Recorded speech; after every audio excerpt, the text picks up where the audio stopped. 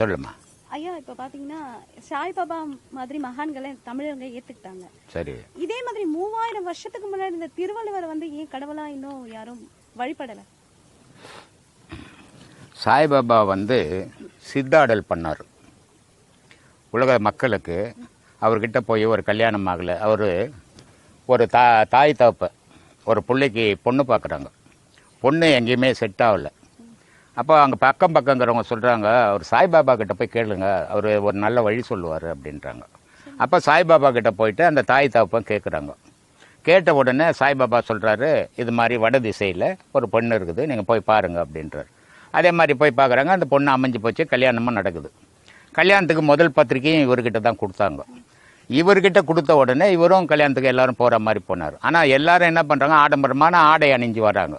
ஆனால் ஒரு சாமியாராச்சு, அவர் எப்படி இருப்பார், என்ன மாதிரி தானே இருப்பார்.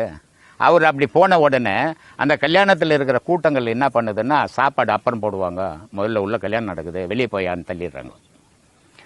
அப்போது இவர் ரொம்ப மனம் வருத்தப்பட்டு வீட்டுக்கு அவருடைய இடத்துக்கு வந்துடுறாரு. வந்துட்டு என்ன பண்ணுறாரு, நல்ல பயங்கரமான கோட்டு ஷூட்லாம் போட்டு நாங்கள் போகிறாரு. முதல்ல இட்டு போய் இவரை உட்கார வைக்கிறாங்க. அப்போது கல்யாணம் நடக்காத கல்யாணத்தை இவரை மறுலால் அது நடத்தி வைக்கிறாரு. ஆனால் அவருக்கு மரியாதை இல்லைங்க. அவர் போட்டுங்கிற ஆடைக்கு மரியாதை கொடு, அதான் இந்த உலகம்.